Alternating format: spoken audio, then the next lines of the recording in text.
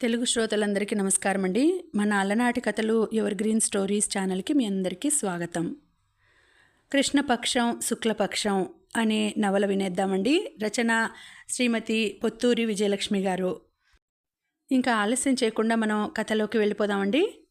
Video చూసిన వెంటనే like చేసి షేర్ చేసి తప్పకుండా సబ్స్క్రైబ్ చేసుకోండి. మన ఛానల్ని బెల్ ఐకాన్ యాక్టివేట్ చేసుకోండి. మారుమూల కొండల ప్రాంతంలో ఒక చిన్న కొండ మీద ఏనాడో బ్రిటిష్ వారి కాలంలో నిర్మించిన గెస్ట్ హౌస్. బయట ప్రపంచంతో ఆ ప్రాంతానికి సంబంధ బాంధవ్యాలు లేవు. పక్కనే ఉన్న దట్టమైన అడవి నుండి కలప, ఇతర వస్తువులు చేరవేసే లారీలు మాత్రం తిరుగుతూ ఉంటాయి, అంతే. రోడ్డు మీద నుండి కొండ మీద గెస్ట్ హౌస్కి 4 కిలోమీటర్ల ఎర్రమట్టి రోడ్డు ఉంది. ఆ గెస్ట్ హౌస్కి వాచ్మెన్ రంగన్న. ఎవరూ లేని ఏకాకి. వారానికి ఒకసారి కొండ కింద ఉండే చిన్న ఊళ్ళో జరిగే సంతలో అడవిలో దొరికే అడ్డాకులు, చింతపండు, పనసకాయలు మొదలైనవి అమ్మి ఆ డబ్బుతో ఉప్పు పప్పు కొని తెచ్చుకుంటాడు. చేతిలో 4 డబ్బులుంటే సారా తాగి ఉమర్ ఖయ్యూమ్లా కవిత్వం చెప్తాడు. లేకపోతే కడుపులో కాళ్ళు పెట్టుకొని పడుకుంటాడు. ఈ మధ్య ఓ ఏడాదిగా అతని పని బాగానే ఉంది. డబ్బున్న శ్రీమంతుడు ఒక ఆయన తరచూ ఈ గెస్ట్ హౌస్కి వచ్చి 4-5 రోజులుండి వెళ్తున్నాడు. ఆయనకి అన్ని సౌకర్యాలు చేసినందుకు వెళ్ళేటప్పుడు రంగన్నకి బాగా ముట్టజెప్పి వెళ్తున్నాడు. కాబట్టి రంగన్నకి పైలా పచ్చీస్గా ఉంది జీవితం. అతనే ఇవాళ రావాలి. కిందటిసారి వచ్చినప్పుడు చెప్పాడు. అందుకే అన్ని ప్రయత్నాలు చేసి ఉంచాడు రంగన్న. అన్నీ మరోమారు చెక్ చేసుకుని వచ్చి వరండాలో కూర్చున్నాడు. అయ్యగారు మంచివారే, కానీ ముక్కు చివరనే ఉంటుంది కోపం. ఏమాత్రం అటు ఇటు అయినా తిట్టిపోస్తారో. ఒకసారి ఊళ్ళోకెళ్ళి సిగరెట్లు తెమ్మన్నారు. తెచ్చాడు తను. బుద్ధి తక్కువై చిల్లర్లో ₹1 ఉంచేసుకున్నాడు. లెక్క చూసుకున్న అయ్యగారు మండిపడిపోయి చేతిలోని కాఫీ కప్పు మొహాన విసిరి కొట్టాడు. క్షమించమని కాళ్ళ మీద పడితే అప్పుడు క్షమించారు. ఒరే రంగన్న, నేను దేన్నైనా సహిస్తాను, కానీ మోసాన్ని, నమ్మక ద్రోహాన్ని సహించలేను. నీకు కావాలంటే అడుగు, ₹100 ఇస్తాను, కానీ ఇలా దొంగతనంగా ఎప్పుడు తీసుకోకు అన్నారు. బ్రతుకు జీవుడా అనుకున్నాడు తను. కోపం ఉందన్న మాటే గాని మనసు వెన్నపూసలాంటిది. ఆలోచనలో ఉన్న రంగన్న అదిరిపడి లేచాడు. దూరంగా ఎర్రదుమ్ము రేపుకుంటూ మెలికలు తిరుగుతూ వస్తున్న కారు కనిపించింది. అయ్య బాబోయ్, వచ్చేస్తున్నారు అనుకుంటూ మెట్లు దిగి పరుగెట్టాడు. మరో 2 నిమిషాల్లో వచ్చి ఆగింది విదేశీ కారు. డోర్ తీసుకొని దిగాడు కృష్ణమోహన్. రంగన్న నమస్కారాలు అందుకుంటూ లోపలికి నడిచాడు. తాబేటికాయలో పోసి ఉంచిన చల్లటి నీళ్లు గ్లాసులో పోసి తెచ్చి ఇచ్చాడు రంగన్న. మంచినీళ్లు తాగి అలసటగా కుర్చీలో కూర్చున్నాడు కృష్ణమోహన్. బాబూ, తానం సేతారా? నీళ్లు పెట్టమంటారా? వినయంగా అడిగాడు రంగన్న. కాసేపు ఆగి ఏకంగా సాయంకాలం చేస్తాను అన్నాడు కృష్ణమోహన్. వెళ్ళిపోయాడు రంగన్న. కారులోని సామాన్లన్నీ తెచ్చి పొందికగా గదిలో సర్దాడు. కృష్ణ లేచి టేప్ రికార్డర్లో రవిశంకర్ సితార్ క్యాసెట్ పెట్టి మళ్ళీ వచ్చి ఈజీ చైర్లో పడుకున్నాడు. సామాన్లు సర్దటం పూర్తి చేసి రంగన్న మెల్లగా బయటకు వెళ్ళి పాత గుడ్డతో దుమ్ము కొట్టుకుపోయిన కారుని అద్దంలా తుడవసాగాడు. సాయంత్రం 6 గంటలకి లేచి స్నానం చేశాడు కృష్ణ. వరండాలో కూర్చుని వేడివేడి టీ తాగి బిస్కెట్లు తిన్నాడు. కాసేపు రంగన్నతో కబుర్లు చెప్పాడు. కాసేపు ఏదో పుస్తకం చదువుకున్నాడు. పెందలాడే భోజనం ముగించి నిద్రపోయాడు. అలవాటు ప్రకారం 4 గంటలకే లేచి మార్నింగ్ వాక్కి వెళ్ళాడు. తిరిగి వచ్చేసరికి తెల్లవారిపోయింది. తల వంచుకొని నడుస్తూ వరండా మెట్టు మీద కాలు పెట్టబోతూ ఆగిపోయాడు కృష్ణ. అతని ముఖం ఎర్రబడింది. ఆ గెస్ట్ హౌస్లో 2 భాగాలున్నాయి. మధ్యలో డైనింగ్ హాల్. కుడివైపు భాగం కృష్ణ వాడుకుంటాడు. ఎడమవైపు భాగం తాళం పెట్టి ఉంటుంది. కానీ ఈరోజు అలవాటుకి విరుద్ధంగా తాళం తీసి ఉంది. అంటే ఎవరైనా వచ్చారా? ఆ ఆలోచన రాగానే పట్టరాని ఆగ్రహం వచ్చింది అతనికి. రంగన్నా, రంగన్నా అని కేక పెట్టాడు. అయ్యగారు వచ్చే టైం అయిందని కాఫీ ఏర్పాట్లో ఉన్న రంగన్న ఆ కేక వినపడగానే వణికిపోయాడు. గడగడలాడుతూ వచ్చి అయ్యగారి ఎదుట నిలబడ్డాడు. ఆ గది తాళం తీసి ఉందేం? ఎవరున్నారు లోపల? పిడుగులు పడినట్లు ఉన్న ఆ ప్రశ్నకి మరింత అదిరిపోయాడు రంగన్న. ఎవరో బాబుగారు వచ్చారు అయ్యగారు. రంగన్న మాట పూర్తి కాలేదు. కృష్ణ చేతిలోని కాఫీ కప్పు విసురుగా వెళ్ళి గోడని ఢీకొని బ్రద్దలైపోయింది. నీకు నేను మొదటే చెప్పాను, నేను ఉన్న 4 రోజులు మరెవరిని ఇక్కడికి రానివ్వద్దని. నీకు నా మాటంటే లక్ష్యం లేకుండా పోయింది. నేనిక్కడ క్షణం కూడా ఉండను. నా సామాన్లు సర్దేయ్, వెళ్ళిపోతాను అని విసురుగా బీరువా తెరిచి అందులో సర్దిన బట్టలన్నీ మంచం మీద గిరాటు వేశాడు. మంచం పక్కనే ఉంచిన సూట్ కేసు తెచ్చి మంచం మీద పడేసి బట్టలు అందులో కూరడం మొదలుపెట్టాడు. అది కాదయ్య గారు, అర్ధరాత్రి వచ్చారు ఆ బాబుగారు. గది ఖాళీ ఉందా అని అడిగారు. మీరున్నారని, మరొకరు ఉండడం మీకిష్టం ఉండదని వెళ్ళిపోమ్మని చెప్పాను. ఇంత రాత్రివేళ ఎక్కడికి వెళ్ళను, ఈ పూటకి ఉండని, రేపొద్దున్నే వెళ్ళిపోతాను అని బ్రతిమాలారు. కాదనలేకపోయాను. ఇదిగో ఇప్పుడే చెప్పేస్తాను వెళ్ళమని. తమరు వెళ్ళకండయ్య గారు, చేతులు నులుముకుంటూ దీనంగా వేడుకున్నాడు రంగన్న. సర్దటం ఆపేసి లేచి నిలబడ్డాడు కృష్ణ. సరే అయితే తక్షణం పంపించేయి. ఇక ఎప్పుడూ ఇలాంటి బుద్ధి తక్కువ పని చేయకో. నాకు కొంపాగోడు లేక ఇక్కడికి రావడం లేదు. నేను 4 రోజులు ప్రశాంతంగా బ్రతకాలని వస్తున్నాను. ఇక్కడికి కూడా నువ్వు జనాన్ని తెచ్చి సత్రంలా తయారు చేసేట్లయితే ఇక ఇక్కడికి రావడం ఎందుకు? మరో చోటు చూసుకుంటాను అన్నాడు విసురుగా. నాకు తెలుసయ్యగారు, ఆయన అర్ధరాత్రి పూట పాపం అంత దూరం నుంచి వస్తే కాదనలేకపోయాను. ఆయనకి మనసు బాగోక ఇక్కడ 4 రోజులుండి వెళ్దామని వచ్చారట. వీల్లేదని చెప్తే సరే తెల్లారగానే మరో దారి చూసుకుంటాను అన్నాడు. ఇప్పుడే లేపి వెళ్ళిపోమ్మని చెప్తాను అంటూ వెళ్ళబోయాడు రంగన్న. బట్టలు తీసి బీరువాలో సర్దుతున్నవాడల్లా ఆగిపోయాడు కృష్ణ. రంగన్న అంటూ వెనక్కి పిలిచాడు. చూడు, అతన్ని కూడా ఉండమను, కానీ ఒక షరతో.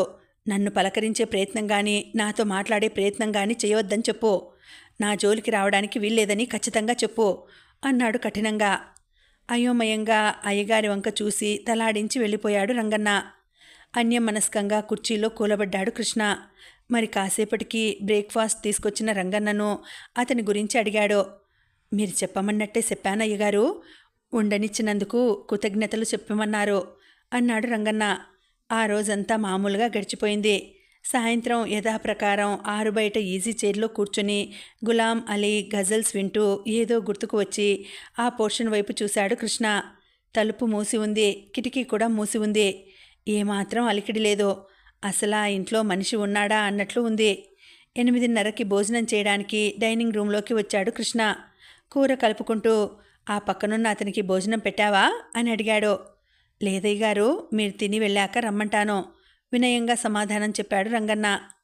ఒక్క క్షణం ఏదో ఆలోచించి తల పైకెత్తాడు కృష్ణ. వెళ్ళి ఆయన్ని కూడా పిలుచుకురా, ఇద్దరం కలిసే భోంచేస్తాం అన్నాడు. ఆశ్చర్యంగా చూసి బయటకు వెళ్ళాడు రంగన్న. 2 నిమిషాల్లో గుమ్మం దగ్గర అడుగుల చప్పుడు వినిపించింది. అటువైపు దృష్టి సారించాడు కృష్ణ. మీడియం హైట్, చామన ఛాయ, లేత రంగు గళ్ళ లుంగి, తెల్ల స్లాక్, కలకలలాడే వదనం, నల్లటి ఉంగరాల జుట్టు, విశాలమైన కళ్ళు, సూదిగా ఉండే ముక్కు. ఐయామ్ ప్రసాద్ అంటూ ముందుకు వచ్చి చెయ్యి చాచిన అతని చేతిని ఎడమ చేతితో అందుకున్నాడు కృష్ణ. ఐయామ్ కృష్ణమోహన్ అంటూ పరిచయం చేసుకున్నాడు. కూర్చోండి అంటూ కుర్చీ చూపించి రంగన్న, అయ్యగారికి భోజనం వడ్డించు అని పురమాయించాడు. తల ఎత్తి మరోసారి అతని వంక చూశాడు కృష్ణ. అతని ముఖంలో మంచి ఆకర్షణ ఉంది. నవ్వుతుంటే మరింత అందంగా ఉన్నాడు అనుకున్నాడు. తనని రెప్పవేయకుండా చూస్తున్న అతడిని చూసి చిన్నగా నవ్వుతూ ఏమిటట్లా చూస్తున్నారు అని అడిగాడు. మన్నించాలి, చూపు మరల్చడం కష్టంగా ఉంది నాకు. మగవారిలో ఇంత అందమైన వారు ఉంటారని నేనెప్పుడు అనుకోలేదు అన్నాడు ప్రసాద్. అతని మాటల్లో మాత్రం అతిశయోక్తి లేదు. ఒడ్డు పొడువు గ్రీకు శిల్పంలా ఉంటాడు కృష్ణమోహన్. దానికి సాయం బంగారం వంటి శరీర ఛాయ. ఒకసారి చూస్తే కళ్ళు తిప్పుకోవడం కష్టం ఎవరికైనా. ఇతిహాసాల్లో వర్ణించే పురుషసింహంలా ఉంటాడు. ప్రసాద్ దగ్గర నుంచి వచ్చిన ప్రశంస కృష్ణకి కొత్తేం కాదు. ఇప్పటికి 1,00,000 సార్లు విని ఉంటాడు. ఆ విధంగా విని విని అలవాటైపోయింది. భోజనాలు ముగించి వరండాలో కూర్చున్నారు ఇద్దరు. మీ పరిచయం ఒక్కపొడి నములుతో అడిగాడు కృష్ణ. చాలా సింపుల్. నా పేరు ప్రసాద్ అని ముందే చెప్పాను కదా. నేను BA BEd చదివి గవర్నమెంట్ స్కూల్లో టీచర్గా పనిచేస్తున్నాను వివరంగా చెప్పాడు ప్రసాద్. Very good. అయితే భావి భారత పౌరులని తీర్చిదిద్దే మహత్తర బాధ్యత నిర్వహిస్తున్నారన్నమాట. మన్నించాలి, అది గతంలో. ప్రస్తుతం భావి భారత పౌరులే మమ్మల్ని తీర్చిదిద్దుతున్నారు. ఇంతింత లావు పుస్తకాలు ప్రవేశపెట్టి ఇవన్నీ పిల్లల బుర్రల్లోకి ఎక్కించేసి వాళ్ళని మేధావుల్ని చేసేయండి అంటుంది ప్రభుత్వం. ఈ చెత్తంతా చదువుకునే తీరిక ఓపిక రెండూ లేవు. మమ్మల్ని కాపీ కొట్టనివ్వండి అంటున్నారు పిల్లలు. మధ్యలో మేం నలిగిపోతున్నాం. తన ప్రొఫెషన్లోని సాధక బాధకాలు వివరించాడు ప్రసాద్. అతని మాటలకు నవ్వేశాడు కృష్ణ. మీరు సరదాగా మాట్లాడతారు అన్నాడు. అవునండి, చిన్నతనం నుంచి ఈ వాగుడు బాగా అలవాటైపోయిందండి. ఇక ఇప్పుడు మానాలన్నా మానలేకపోతున్నాను, బుద్ధిగా ఒప్పుకున్నాడు ప్రసాద్. మరింత నవ్వాడు కృష్ణ. మీ గురించి ఏం చెప్పలేదు, మీరేం చేస్తున్నారు అడిగాడు ప్రసాద్. నా పేరు కృష్ణమోహన్, డాక్టర్ కృష్ణమోహన్. డాక్టర్ అంటే? మందులిచ్చే డాక్టర్ని. ఆశ్చర్యం ఏమిటి అంటే అప్పుడప్పుడు జబ్బులు నయం అయిపోతూ ఉంటాయి, అమాయకంగా చెప్పాడు కృష్ణ. పెద్దగా నవ్వేశాడు ప్రసాద్. నన్ను అన్నారు కానీ మీరు చాలా తమాషాగా మాట్లాడతారు. మీరు జాబ్ చేస్తున్నారా, లేకపోతే సొంత ప్రాక్టీసా? సొంత ప్రాక్టీసే. మా ఊళ్ళో సొంత నర్సింగ్ హోమ్ ఉంది నాకు. అలాగా, ప్రాక్టీస్ ఎలా ఉంది? డాక్టర్లకి లాయర్లకి ప్రాక్టీస్ తమాషాగా ఉంటుంది. అయితే అమీరు లేకపోతే ఫకీరు అన్నట్లు అన్నాడు ప్రసాద్. చురుగ్గా చూశాడు కృష్ణ. నా ప్రాక్టీస్కి ఏం పర్వాలేదు, చుట్టుపక్కల ఊళ్ళోకెల్లా నాదే పేరు మోసిన నర్సింగ్ హోమ్. అసలైనా నా ప్రాక్టీస్తో పనేమీ లేదు, బోలెడంత ఆస్తి ఉంది నాకు అన్నాడు టీవీగా. కిసుక్కున నాలుగు ఖర్చుకున్నాడు ప్రసాద్. వెరీ సారీ, ఏదో వాగేశాను. ముందే మనవి చేసుకున్నాను నేను వాగుడుకాయనని. చిన్నతనం నుంచి ఇంతే నేను. ఓసారి మా పక్కింటి ఆవిడ మా అమ్మని 2 రూపాయలు అప్పు అడిగింది. తీసుకోవడమే కానీ తిరిగి ఇవ్వడం అలవాట్లేని మనిషి కదా ఆవిడ అని లేవండి అనేసింది అమ్మ. పక్కనే ఉన్న నేను, ఉన్నాయి కదమ్మా నాన్నారి నల్ల పర్సులో బోలెడు రూపాయలున్నాయిగా అనేశాను. గతుక్కుమంది అమ్మ. ఆ తర్వాత ఆవిడ అమ్మతో బాగా దెబ్బలాడింది. ఆవిడ వెళ్ళాక మాడు పగిలేలా మొట్టికాయలు వేసింది అమ్మ. విధవాగుడు నువ్వును, సన్నాసి విధవా అని తిట్టింది. అలా బోలెడు సార్లు దెబ్బలు తిన్నా వాగుడు మాత్రం తగ్గలేదు, వినయంగా చెప్పాడు ప్రసాద్. మళ్ళీ నవ్వేశాడు కృష్ణ. ఇక ఆ తర్వాత రాజకీయాలు, లోకం పోకడలు చాలా మాట్లాడుకున్నారు ఇద్దరు. 10 అయ్యాక గుడ్ నైట్ చెప్పుకొని వెళ్ళిపోయారు. అలవాటు ప్రకారం తెల్లవారుజామున 4ంటికే లేచి బయటికి వచ్చి 4 అడుగులు వేసిన కృష్ణ సాలోచనగా ఆగిపోయాడు. వెనక్కి తిరిగి ప్రసాద్ గది దగ్గరికి వచ్చి మెల్లగా తలుపు తట్టాడు. లోపల నుంచి అలికడి లేదు. ఒక్క క్షణం సంకోచించి ఈసారి మరింత గట్టిగా తట్టాడు. మరుక్షణం ధడాలన తలుపు తెరుచుకుంది. ఏమిటి, ఏమైంది? ఇంత రాత్రివేళ లేపారేం అంటూ కంగారుగా బయటకు వచ్చేశాడు ప్రసాద్. కృష్ణకు చచ్చేంత మొహమాటం వేసింది. అబ్బే ఏం లేదు, నేను మార్నింగ్ వాక్కి వెళ్తున్నాను, మీరు వస్తారేమో అని లేపాను అన్నాడు మొహమాటంగా. ఓ అదా, ఉండండి ఒక్క క్షణంలో వస్తాను అంటూ లోపలికెళ్ళి షర్టు వేసుకుని చెప్పులు వేసుకుని తల దువ్వుకొని వచ్చేశాడు ప్రసాద్. ఇద్దరూ నడక మొదలుపెట్టారు. ఇలా మార్నింగ్ వాక్ చేస్తే ఆరోగ్యానికి చాలా మంచిది. చిన్నతనం నుంచి అలవాటు నాకు, వాక్ చేస్తాను నేను అన్నాడు కృష్ణ. కిసిక్కున నవ్వాడు ప్రసాద్. నవ్వుతున్నారేం ఆశ్చర్యంగా అడిగాడు కృష్ణ. నవ్వకేం చేయమన్నారు చెప్పండి. ఈ మార్నింగ్ వాకులు, ఆ ఆరోగ్య సూత్రాలు అవన్నీ అక్కర్లేదు. ఎందుకంటే పొద్దున్న లేచిన దగ్గర నుంచి మార్కెట్కి వాకింగ్, ఆ తర్వాత ఆఫీస్కి వాకింగ్, సాయంత్రం మళ్ళీ ఇంటికి వాకింగ్, ఇంటికి వచ్చాక మళ్ళీ కూరల కోసం వాకింగ్, ఇలా 1,00,000 వాకింగ్లు చేస్తూనే ఉంటాం మేము. కాబట్టి ప్రత్యేకంగా తెల్లవారుజామున లేచి నడవక్కర్లేదు అన్నాడు ప్రసాద్. కృష్ణకి కోపం వచ్చింది. ఐఎమ్ సారీ, అనవసరంగా మిమ్మల్ని నిద్రలేపాను, వెళ్ళి పడుకోండి అన్నాడు. అరెరే, నేనేదో సరదా కంటే మీరు సీరియస్గా తీసుకుంటున్నారే. ముందే చెప్పాను కదూ నాకు వాగుడెక్కువని, మన్నించండి. క్షమాపణ చెప్పుకున్నాడు ప్రసాద్. డబ్బుంటే అన్నీ ఉన్నట్లే అనుకుంటారు మీ లెవెల్ పీపుల్. ఏం కష్టాలు కన్నీళ్ళు మాకు మాత్రం ఉండవా? నిష్ఠూరంగా అడిగాడు కృష్ణ. లేవని నేను అనడం లేదు, అంత తెలివి తక్కువ వాడిని కాను నేను. ఎవరి కష్టాలు వారివి. అసలు ఈ ప్రపంచమే కష్టాలమయం. ఎక్కడ చూసినా విచిత్రాలు, అష్టైశ్వర్యాలు ఉండి ప్రపంచంలోని ఏ వస్తువునైనా తన పాదాల దగ్గరకు రప్పించుకోగలిగిన శ్రీమంతుడికి తింటే అరగని జబ్బు, రాళ్ళు తిని హరించుకోగలిగే ఆరోగ్యం ఉన్న పేదవాడికి గుప్పెడు మెతుకులు దొరకటమే గగనం. బోలెడు డబ్బుండి బోలెడు అవకాశాలు ఉన్న ధనవంతుడి పుత్రుడికి చదువు అంటే అలర్జీ. వీధి దీపం కింద కూర్చొని చదువుకుంటూ చదువు పట్ల శ్రద్ధ, చదువుకుందామనే ఆకాంక్ష ఉన్న పేదవాడి కొడుక్కి చదువుకునే అదృష్టం ఉండదు. ఇక ఈ ప్రపంచంలో జరిగే మోసాలు, నయవంచన గల సంగతి చెప్పనే అక్కర్లేదు.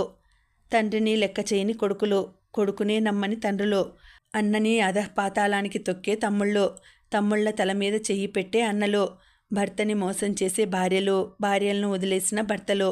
ఓహ్, ఇదంతా ఓ గందరగోళం. ఏకదాటిగా చెప్పుకుపోతూ సడన్గా ఆపేశాడు ప్రసాద్. సారీ, మీకు బోర్ కొట్టిస్తున్నానేమో. వెధవది అలవాటైపోయింది. టీచర్ని కదా, మొదలెడితే 30 గంట తర్వాతే ఆపటం. ఐఎమ్ సారీ అన్నాడు. నోనో, మీరు ఎక్కువగా మాట్లాడతారు నిజమే, కానీ చక్కగా మాట్లాడతారు. మాట్లాడుతుంటే వినాలనిపిస్తుంది ఎవరికైనా.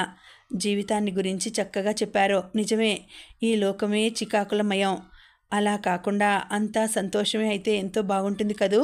కష్టాలు ఏడుపులు లేకుండా అంతా సుఖమే అయితే ఓహ్, ఎంత బాగుంటుంది అన్నాడు కృష్ణ. మీతో ఏకీభవించను నేను. కష్టం లేకపోతే సుఖం విలువ ఎలా తెలుస్తుంది? చీకటిని అనుభవించాకే వెలుగు ఆనందం తెలిసేది. చేదు రుచి చూస్తేనే తీపిలోని మాధుర్యం అర్థమవుతుంది. మనిషి జీవితంలో సుఖపడాలంటే కష్టాలు అనుభవించి తీరాలి అన్నాడు ప్రసాద్. నిజమే, కానీ ఆ కష్టాలే కలకాలం ఉండిపోతే జీవితం అంతా చేదు అనుభవాలే ఎదురవుతూ ఉంటే ఏం చేయటం? భారంగా ప్రశ్నించాడు కృష్ణ. కష్టాలని నవ్వుతూ అనుభవించడం, సుఖం కోసం వేచి ఉండడం ఒకటే మార్గం, తేలిగ్గా తేల్చేశాడు ప్రసాద్. ఇక ఆ విషయం వదిలేయండి. చెప్పండి, మీ హాబీలేమిటి? గంభీరంగా మారిపోయిన వాతావరణాన్ని తేలికపరిచే ప్రయత్నం చేస్తూ అన్నాడు. నాకు సంగీతం అంటే ప్రాణం. ఒక్క శాస్త్రీయ సంగీతమే కాదు, లలిత సంగీతం, జానపదాలు, వెస్ట్రన్ మ్యూజిక్ అన్నీ ఇష్టమే నాకు. నా దగ్గర 100ల కొద్దీ రికార్డులు, క్యాసెట్లు ఉన్నాయి. తీరిక దొరికినప్పుడల్లా కూర్చుని ఏవో పాటలు వింటూ ఉంటాను. ఈ మధ్యే పుస్తక పఠనం అలవాటు చేసుకున్నాను. మరి మీ హాబీలేమిటి అన్నాడు కృష్ణ. చెప్పుకోదగ్గ హాబీలు నాకేం లేవు. పూల మొక్కలు పెంచటం నాకు ఇష్టం. కిటికీ దగ్గర కూర్చుని శూన్యంలోకి చూడటం అంటే మరీ ఇష్టం. అలా ఆకాశంలోకి చూస్తూ గంటలు గంటలు గడిపేస్తాను సమాధానం చెప్పాడు ప్రసాద్. ఇద్దరూ నడిచి నడిచి కొండ కిందికి వెళ్ళిపోయారు. ఇక్కడ కాసేపు కూర్చుందామా అన్నాడు కృష్ణ. అంగీకరించాడు ప్రసాద్. రోడ్డు ప్రక్కగా విశాలమైన నల్లరాతి బండ ఉంది. దాని చుట్టూ తుప్పలు. ఆ బండ మీద తల క్రింద చేతులు పెట్టుకుని పడుకున్నాడు కృష్ణ. అతనికి కొంచెం దూరంలో కూర్చున్నాడు ప్రసాద్. కాసేపు ఎవరూ మాట్లాడుకోలేదు. నిశ్శబ్దాన్ని భంగం చేస్తూ ఏదో కూనిరాగం తీశాడు ప్రసాద్. బ్యూటిఫుల్, మీ గొంతు చాలా బాగుంది. మీకు పాటలొచ్చా అన్నాడు కృష్ణ.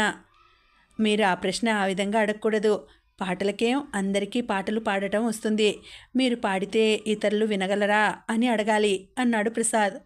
చిన్నగా నవ్వాడు కృష్ణ. సరే, ఇలాగే అడుగుతాను. మీరు పాడితే ఇతరులు వినగలరా? బుద్ధిగా అడిగాడు. ఏమో మరి, ఎందుకంటే ఎప్పుడో చిన్నతనంలో రెగ్యులర్గా పాడేవాడిని. ఈ మధ్య 10 ఏళ్లుగా పాడడం లేదు. 10 ఏళ్ల క్రితం మా పక్కింటి వాళ్ళ అమ్మాయి పెళ్ళికి నన్ను పాట పాడమన్నారు. వెంటనే పెళ్ళికొడుకు ఎదురుగా కూర్చొని గొంతు విప్పి, ఎవరు చేసిన కర్మ వారనుభవించక ఎవరికైనా తప్పదన్నా అంటూ పాడేసరికి అందరూ కలిసి నన్ను తన్నినంత పని చేశారు. దాంతో భయపడిపోయి పాడటం మానేశాను వినయంగా చెప్పాడు ప్రసాద్. పక్కున నవ్వాడు కృష్ణ. బాగుంది మీ అనుభవం. అప్పుడు మానేస్తే మానేశారు, ఇప్పుడు పాట పాడండి వింటాను అన్నాడు. ఓ ఎస్, అలాగే పాడతాను. అయితే ఒక షరతు, బాగా లేకపోయినా నన్నేమీ అనకూడదు సీరియస్గా అన్నాడు ప్రసాద్. మరోసారి పక్కున నవ్వేసి అలాగే ఎగ్రీడ్ అన్నాడు కృష్ణ. వెంటనే కంఠం విప్పాడు ప్రసాద్. ఆ విరహ గీతం ప్రేయసికి దూరమైన ప్రియుడు ఆలపించే పల్లె గీతం. గుండెను పిండివేసే ఆవేదన ఉంది ఆ గీతంలో. ఆ గీతానికి జీవం పోస్తూ అత్యంత మధురంగా ఉంది ప్రసాద్ కంఠం. పరవశుడైపోయాడు కృష్ణ. శభాష్, అద్భుతంగా ఉంది. మనసును మరలించి వేసింది. బ్రహ్మాండంగా పాడారు. గెస్ట్ హౌస్కి వెళ్ళగానే మరోసారి పాడండి, రికార్డ్ చేసుకుంటాను అన్నాడు ప్రసాద్కు షేక్ హ్యాండ్ ఇచ్చి. నాదేం లేదు, ఆ పాటలో ఉన్న గొప్పతనం అది. ప్రేమ గీతాలు, విరహ గీతాలు ఎవరు పాడినా బాగానే ఉంటాయి. ప్రేమలోని గొప్పతనం అది అన్నాడు ప్రసాద్. సూటిగా చూశాడు కృష్ణ. ప్రసాద్ గారు, ప్రేమకి మీరిచ్చే నిర్వచనం ఏమిటి అడిగాడు కృష్ణ. తల వంచుకున్నాడు ప్రసాద్. ప్రేమ చాలా గొప్పది. దానికదే సాటి అయింది ప్రేమ. ప్రేమ ప్రకృతిలో ఒక భాగం. తల్లి బిడ్డను ప్రేమిస్తుంది, గురువు శిష్యుణ్ణి ప్రేమిస్తాడు, యజమాని నౌకర్ను ప్రేమిస్తాడు. అయితే ఈ ప్రేమ ఇక్కడ సమాంతరం కాదు. వాత్సల్యం, అభిమానం, ఆదరం ఇత్యాదిగా వ్యవహరించబడుతూ ఉంది. కానీ ఒక రకమైన ప్రేమ మాత్రం కేవలం ప్రేమగానే మిగిలిపోయింది. అదే యువతీ యువకుల మధ్య ఉదయించే ప్రేమ. ఎంతో చరిత్రను సృష్టించింది ఈ ప్రేమ. ఎన్నో జీవితాలను వికసింపజేసింది, మరెన్నో జీవితాలను సమూలంగా నాశనం చేసింది ఈ ప్రేమే. ఈ ప్రేమ గురించి చెప్పాలంటే నాకు సాధ్యం కాదు, నిర్వచించే శక్తి నాకు లేదు. ఎంత బాగా చెప్పారు. ఇంత బాగా ప్రేమను గురించి ఆకలింపు చేసుకున్న మీరు ఎవరినైనా ప్రేమించారా? స్నేహితుడిగా భావించి అడుగుతున్నాను, అభ్యంతరం లేకపోతే చెప్పండి. బరువుగా నిట్టూర్చాడు ప్రసాద్. నిజానికి నేను ఎవరినీ ప్రేమించలేదు కృష్ణగారు అని అబద్ధం చెప్పేస్తే ఒక్క ముక్కలో తేలిపోతుంది. కానీ స్నేహంలో అబద్ధాలకు చోటు లేదు. అందుకని నిజమే చెప్తాను. పదండి, నడుస్తూ మాట్లాడుకుందాం అంటూ లేచాడు. ఇద్దరూ వెనుదిరిగి నడక ప్రారంభించారు. నేను ప్రేమించాను. తా వలచింది రంభ అని సామెత ఉంది. కానీ నేను ప్రేమించిన సీత నిజంగా చాలా అందమైన అమ్మాయి. ఆ అందాన్ని తలదన్నే సంస్కారం, అంతకు మించిన వ్యక్తిత్వం మూర్తీభవించిన ముగ్ధ సీత. సీత అంటే అందరికీ ఇష్టమే. ఉద్యోగరీత్యా ఆ ఊరు వెళ్ళగానే పరిచయం అయింది సీత. నేను పనిచేసే స్కూల్లో తను పనిచేసేది. నేనుండే వీధిలోనే వాళ్ళ ఇల్లు. స్కూల్లో పరిచయం స్నేహంగా మారింది.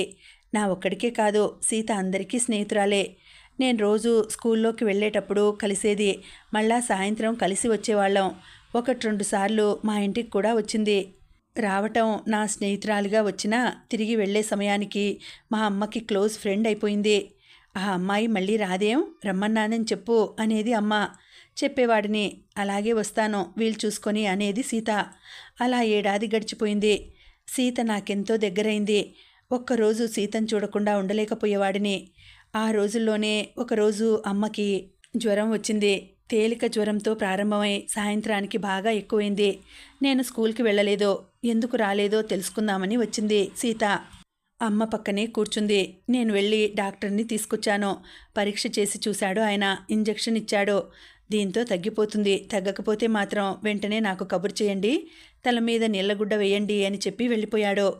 నాకెందుకో భయం వేసింది. నా భయం గమనించిన సీత నన్ను ముక్కు చివాట్లు పెట్టింది. విగ్రహ పుష్టి నైవేద్య నష్టి అన్నట్లు పైకి గంభీరమే గాని లోపలంతా డొల్లా అని తిట్టింది. అది కాదు సీత, అమ్మకి ఎంత జ్వరంగా ఉందో చూశారుగా, నాకెందుకో భయంగా ఉంది అన్నాను. ఇది మరీ బాగుంది, జబ్బులు మనుషులకి కాక మానులకి వస్తాయా అని కొట్టి పారేసింది. మీకేం భయం లేదు, కావాలంటే ఈ పూటకి ఇక్కడే ఉంటాను అంది. నేను వద్దన్నా వినలేదు. జావ చేసి అమ్మకి ఇచ్చింది. వంట చేసి నన్ను 4 తిట్టి అన్నం పెట్టింది. రాత్రి అమ్మకు బాగా సీరియస్ చేసింది. పరుగున వెళ్ళి డాక్టర్ని పిలుచుకొచ్చాను. అమ్మని పరీక్ష చేసి చకచకా మందులు ఇచ్చాడు ఆయన. తెల్లవాడుతూ ఉండగా జ్వరం తగ్గి నిద్రపోయింది అమ్మ. ఇక పర్వాలేదు, ప్రమాదం గడిచినట్లే అని వెళ్ళిపోయాడు డాక్టర్. ఆ పూట తను స్కూలు మానేసింది. సీత వంటింట్లోనే ఉండిపోయింది. మర్నాటికి అమ్మ కూడా కోలుకుంది. నీకు చాలా శ్రమ ఇచ్చాను సీతమ్మ అంది సీతతో. చాలండి, ఇంకా నయం. అవసరంలో మనిషికి మనిషి సాయం అంతే, ఇందులో శ్రమ ఏముంది? రేపు నాకు అవసరం వస్తే మీరు చేయరా అంది సీత. వారం రోజుల్లో పూర్తిగా ఆరోగ్యంగా అయిపోయింది అమ్మ. ఆ వారం రోజులు 2 పూటలా వచ్చేది సీత. నేను స్కూల్లో జాయిన్ అయ్యాను. ఆ రాత్రి అమ్మ నేను కబుర్లు చెప్పుకుంటూ పడుకున్నాం. బాబూ, నీకు సీత అంటే ఇష్టమే కదూ అంది అమ్మ హఠాత్తుగా. సీతంటే ఎవరికిష్టం ఉండదమ్మా, నీకు మాత్రం ఇష్టం కాదు సీతంటే అన్నాను. అది కాదురా, నాకు వయసు వస్తోంది, నీ పెళ్లి చేసేయాలి. నీ పెళ్లి చేసి ఆ వచ్చే అమ్మాయికి సంసారం అప్పగించేసి కృష్ణారామ అనుకుంటూ కూర్చుంటాను నేను. సీతను చూసిన దగ్గర నుంచి ఆ అమ్మాయి ఈ ఇంటి కోడలైతే బాగుండును అనిపించింది నాకు.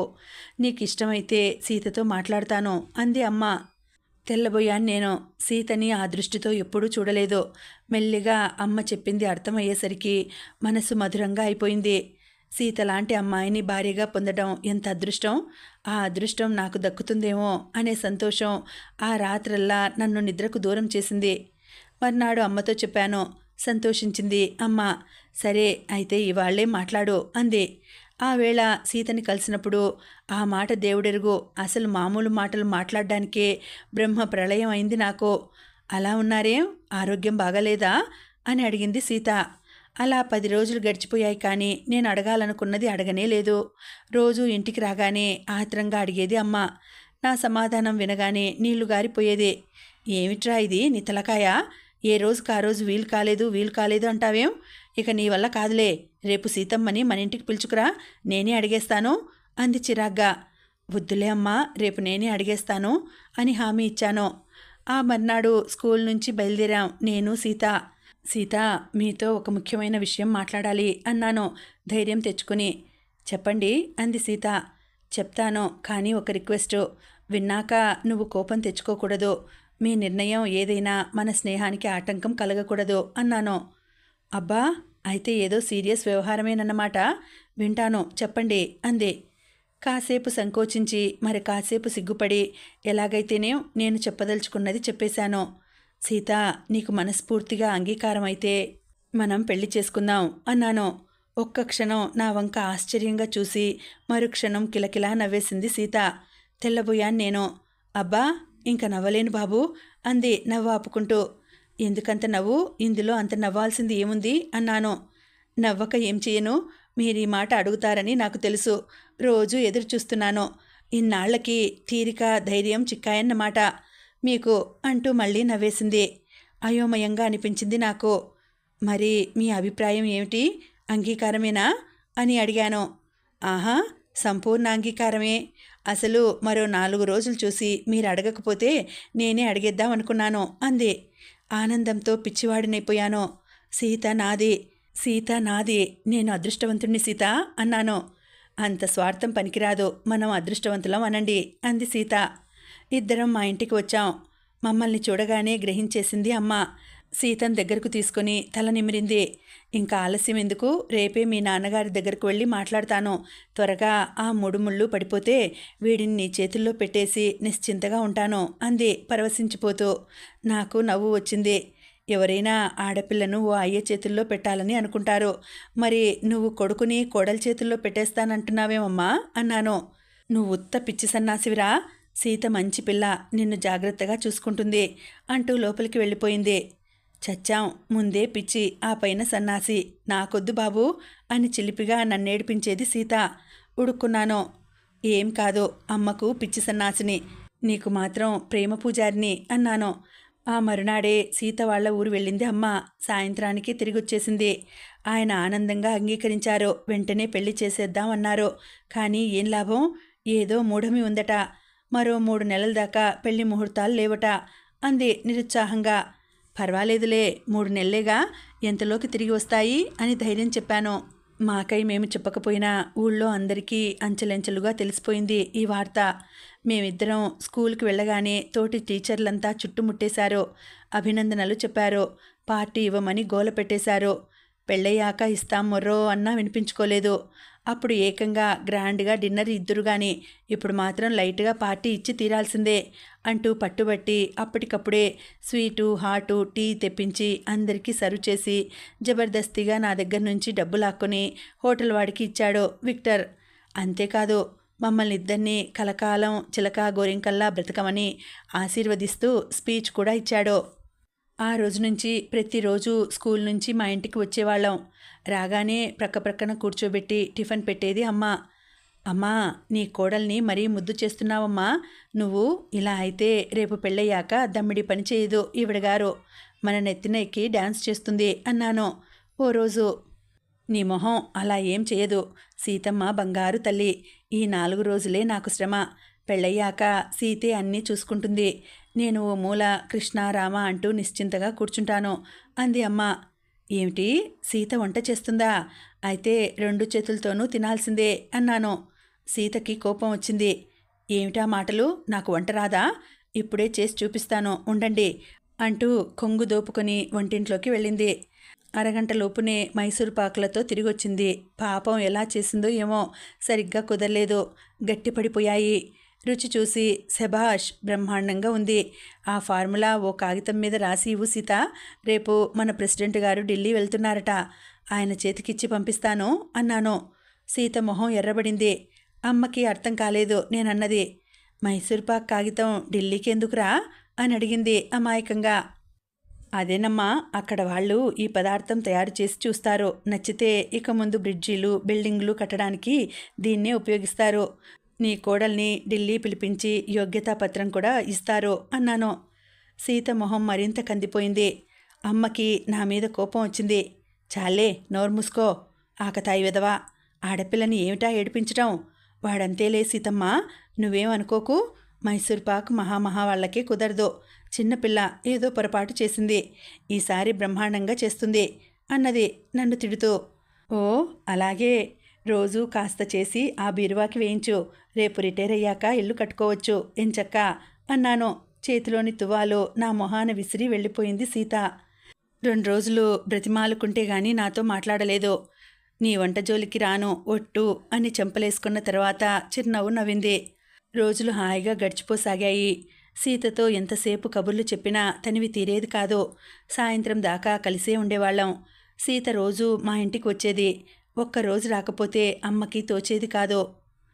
ఇవాళ కాకరకాయ వేపుడు చేశాన్రా, సీతకి ఇష్టం, రమ్మను అంటూ పొద్దున్నే తరిమేది. చెగోడీలు చేశాను, సీతకిష్టం, ఇచ్చిరా అంటూ మిట్ట మధ్యాహ్నం పంపించేది. ఒక్కోసారి విసుగేసి మీ అన్యోన్యత కాదు గాని నన్ను చంపుకు తింటున్నారు మధ్యలో అని విసుక్కునేవాడిని. 2 నెలలు గడిచిపోయాయి. మరో నెల రోజుల తర్వాత మా పెళ్ళి. హఠాత్తుగా వచ్చింది నా ట్రాన్స్ఫర్ ఆర్డర్. అమ్మ దిగాలు పడిపోయింది. సీత కూడా బిక్కమొహం వేసింది. ఇద్దరికీ సర్ది చెప్పాను. ఏం పర్వాలేదు, పెళ్ళయ్యాక సీతను కూడా ఆ ఊరికి వేస్తారు అన్నాను. నేను వెళ్ళి జాయిన్ అయి ఇల్లు చూసుకుని వచ్చాను. ఏకంగా 2 గదుల వంటిల్లు ఉన్న ఫ్యామిలీ పోర్షనే తీసుకున్నాను. అమ్మ సీత సామాన్లు సర్దేశారు. ఆ పూట సీత ఇంట్లోనే భోజనం చేశాం. ప్రయాణం అవుతూ సీతను దగ్గరికి తీసుకొని కళ్ళనీళ్ల పర్యంతం అయింది అమ్మ. జాగ్రత్త సీతమ్మ.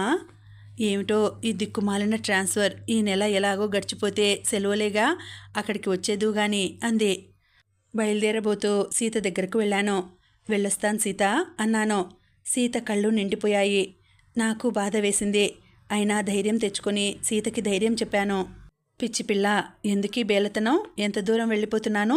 80 మైళ్ళేగా. అదైనా కేవలం నెల రోజులు. ఆ తర్వాత జీవితాంతం కలిసే ఉందాం. రోజు ఉత్తరం రాస్తాను, నువ్వు రాయి. వీలైనప్పుడల్లా వస్తూ ఉంటాను. నీకు చూడాలనిపిస్తే ఉత్తరం రాయి. రెక్కలు కట్టుకొని వచ్చి వాళ్తాను అన్నాను. అలాగే. ఇన్నాళ్ళు కలిసి ఉన్నాం కదూ. మీరు అత్తయ్య వెళ్తుంటే ఏడుపొచ్చింది. అంతే, వెళ్ళిరండి అంటూ కళ్ళు తుడుచుకొని వీడుకోలు ఇచ్చింది సీత. బస్టాండ్కి వచ్చింది. బస్ కదిలేదాకా కోడలికి జాగ్రత్తలు చెప్తూనే ఉంది అమ్మ. కొత్త ఊరు చేరాం. కొత్త మనుషులు, కొత్త వాతావరణం. సీత లేని లోటు కొట్టొచ్చినట్లు అనిపించింది మాకు. మెల్లిగా అలవాటు పడిపోయాం. రోజు ఉత్తరాలు రాస్తుండేవాడిని. స్కూల్లో పని చాలా ఎక్కువగా ఉండేది. పరీక్షలు దగ్గర పడుతూ ఉన్నాయి. పోర్షన్ బోలెడు ఉండిపోయింది. బిజీ అయిపోయాను. సీత దగ్గరకు వెళ్ళడం కుదరలేదు. సీత కూడా వద్దని రాసింది. ఇక్కడికి రావడం, నన్ను చూడడం కంటే పిల్లల చదువు ముఖ్యం, ముందు ఆ పని చూడండి అని సలహా ఇచ్చింది. శని ఆదివారాల్లో కూడా స్పెషల్ క్లాసులు తీసుకునేవాడిని. 15 రోజులు గడిచిపోయాయి. ఆ రోజు సాయంత్రం స్కూల్ వదిలారు. రోడ్డు చాలా రద్దీగా ఉంది. స్కూలు పిల్లలు, మిగతా జనం, నేను, మరో 2 టీచర్లు కబుర్లు చెప్పుకుంటూ నడుస్తున్నాం. వెనక నుంచి ఆఘమేఘాల మీద వస్తోంది ఓ మోటార్ సైకిల్. హారన్ ఆపకుండా మోగిస్తూ దూసుకు వస్తోంది. ఉన్నట్లుండి రోడ్డుకి అడ్డం వెళ్ళాడు 6 ఏళ్ల అబ్బాయి. మరో క్షణం ఉంటే ఆ పిల్లవాడికి డాష్ ఇచ్చేది ఆ మోటార్ సైకిల్. పరుగున వెళ్ళి వాడిని పక్కకి లాగేశాను. ఆ మోటార్ సైకిల్ నాకు ఢీకొనడం, నా శరీరం గాల్లోకి లేవడం లీలగా గుర్తు. ఆ తర్వాత ఏమైందో నాకు తెలియదు. మళ్ళీ కళ్ళు తెరిచేసరికి హాస్పిటల్లో ఉన్నాను. తలంతా బరువుగా ఉంది. పక్కన కూర్చుని ఉంది అమ్మ. అమ్మా అని పిలిచాను. నా చెయ్యి పట్టుకొని వెక్కి వెక్కి ఏడ్చింది అమ్మ. మళ్ళీ నీ పిలుపు వింటాననుకోలేదురా తండ్రి అంది. అయోమయంగా అనిపించింది నాకు. మళ్ళీ కళ్ళు మూసుకుపోయాయి. అలా మగతగా ఉంది 2 రోజులు. పూర్తిగా తెలివి వచ్చాక మెల్లగా తెలిసాయి అన్ని సంగతులు. ఆ రోజు యాక్సిడెంట్లో నాకు తీవ్రంగా దెబ్బలు తగిలాయి. వెంటనే హాస్పిటల్కి తీసుకువెళ్లారు. తలకి బలమైన దెబ్బ తగిలింది. సిటీకి తీసుకువెళితే మంచిది అన్నాడట అక్కడి డాక్టరు. నాకు యాక్సిడెంట్ చేసిన ఆసామి బాగా డబ్బున్నవాడట. మరి కేసు అవుతుందని భయపడ్డాడో లేక పశ్చాత్తాపడ్డాడో తెలియదు గాని ఎంత ఖర్చైనా సరే ఇతను బ్రతకాలి అని పట్టుపట్టాడట. తాత్కాలికంగా ట్రీట్మెంట్ ఇచ్చి అప్పటికప్పుడే ట్యాక్సీలో 60 మైళ్ళ దూరాన ఉన్న సిటీకి తరలించారట. నన్ను మంచి హాస్పిటల్లో చేర్చారు. చకచకా వైద్యం జరిగింది. ఎక్స్రే తీశారు. కుడికాలుకి ఫ్రాక్చర్.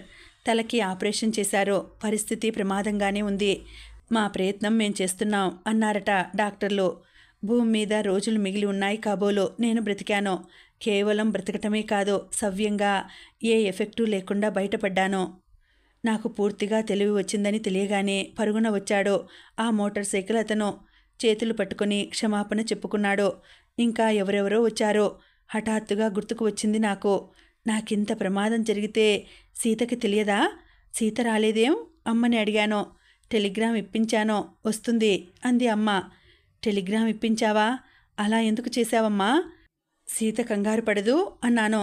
నాకు తెలుసులేరా, నాకు ఆరోగ్యం బాగాలేదని రమ్మని నీ పేరు మీద ఇప్పించాను అంది అమ్మ. ఆ రోజంతా సీత కోసం చూశాం, రాలేదు. సీతకి టెలిగ్రామ్ అందిందో లేదో, లేకపోతే తను ఊళ్ళో ఉందో లేదో, వాళ్ళ నాన్నగారి దగ్గరికి వెళ్ళిందేమో. మళ్ళీ టెలిగ్రామ్ ఇవ్వమ్మా అన్నాను. నీకు చెప్పలేదు గాని నీకు ప్రమాదంగా ఉన్న రోజునే సీత తండ్రికి టెలిగ్రామ్ ఇప్పించాన్రా, ఇవాళ తప్పకుండా వస్తారు వాళ్ళు అంది అమ్మ. ఆ రోజు గడిచిపోయింది. అడుగుల చప్పుడు వినిపిస్తే ఆశగా ఎదురుచూసే నాకు ప్రతిసారి నిరాశే ఎదురయ్యేది. సీత ఎందుకు రాలేదు? కారణం ఏమిటి? సీతకి ఆరోగ్యం బాగాలేదా? లేకపోతే నాకు ఇలా జరిగిందని తెలిసి షాక్ తిందా? ఏమైంది సీతకి? ఏదో జరిగింది. తలుచుకున్న కొద్దీ భయం వేసింది నాకు. అమ్మా, ఎవరికైనా రాను పోను ఛార్జీలు ఇచ్చి పంపు అన్నాను. అలాగే అంది అమ్మ. అతి భారంగా 4 రోజులు గడిచాయి. ఎవరినైనా పంపించావా అని అడిగేవాడిని. లేదురా, ఎవరూ దొరకలేదు అనేది అమ్మ. పోనీ నువ్వు వెళ్ళు అన్నాను. నిన్ను ఇలా వదిలి నేనెలా వెళ్ళను అంది అమ్మ. పర్వాలేదు, వెళ్ళిరా, నాకు సీతను చూడాలని ఉంది. వెళ్ళి సీతను తీసుకురా అన్నాను. సరేలే, రేపు వెళ్తాను అంది. అందే కానీ వెళ్ళలేదు. ఆ మర్నాడే కాదు, మరో 4 రోజులు గడిచినా వెళ్ళలేదు అమ్మ.